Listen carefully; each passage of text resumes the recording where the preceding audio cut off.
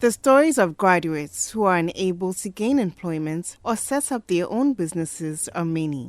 Every year, a large number of new graduates adds to the unemployed labor force. Currently, over 640,000 of such people who are part of the labor force are struggling to find meaningful jobs. It appears creating and sustaining employment remains one of the biggest challenges of ruling governments. Following a promise in the 2020 budget, the government maintained 97,373 graduates in the National Builders Corps NABCO initiative. In 2021, government has said NABCO will work on the exit plan for trainees and continue to create further training opportunities to enhance the employability. In furtherance of this objective, the government will design and organize series of training for qualified graduates under the models captured under NABCO. With the onset of the COVID-19 pandemic in the country, the economy and government's plans were brought to a standstill. The government attempted to mitigate the pandemic's impact on households and businesses by enacting the Coronavirus Alleviation Plan and the Medium-Term COVID-19 Alleviation and Revitalization of Enterprises Support Program in mid-2020. Many businesses are using these interventions to recover from the negative impacts it has had on them. The 2021 budget also highlighted the promise of reviewing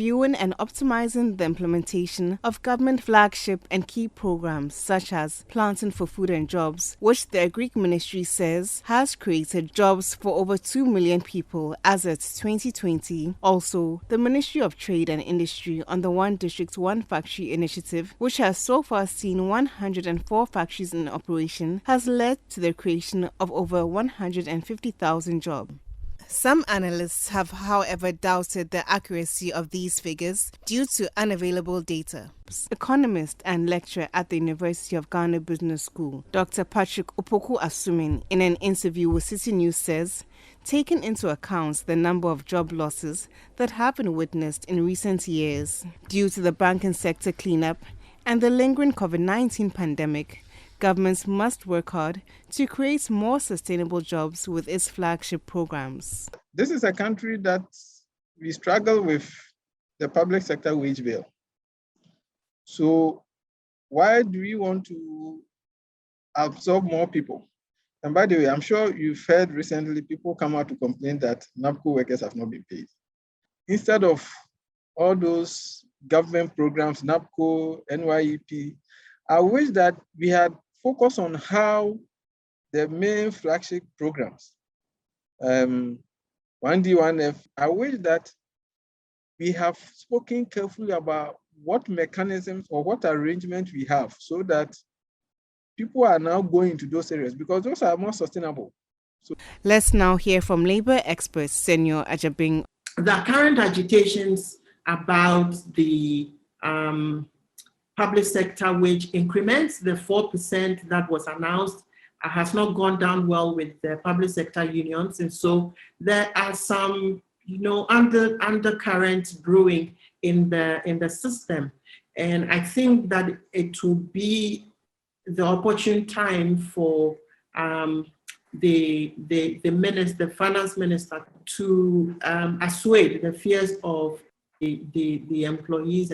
I spoke to some students who shared their expectations with regards to job creation in the upcoming mid-year budget review. The youth, most of us, we don't have jobs, most of us.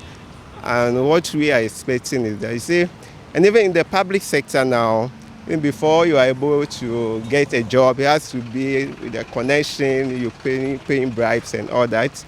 So I would like the government to focus on this vocational or technical training. I would like the government to create more job opportunities for the youth so that after we are done with school and everything, it won't be very difficult for us to get jobs because now even level 400 students, after their schooling, they've been complaining that they've had their degrees.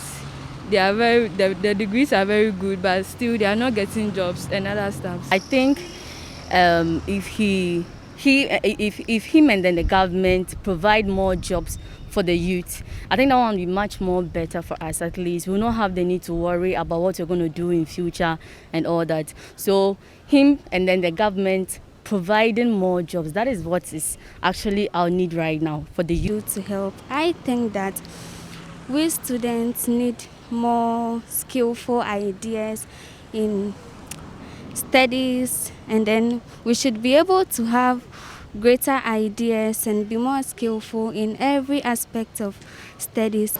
Our skills can help us to create more jobs, and then also help in the part of the government, so that when they also bring up ideas and other businesses, we also have skills to support the business. President Akufo-Addo at this year's Eid celebration announced the creation of 1 million jobs. Details of these jobs will be given during the mid-year budget presentation.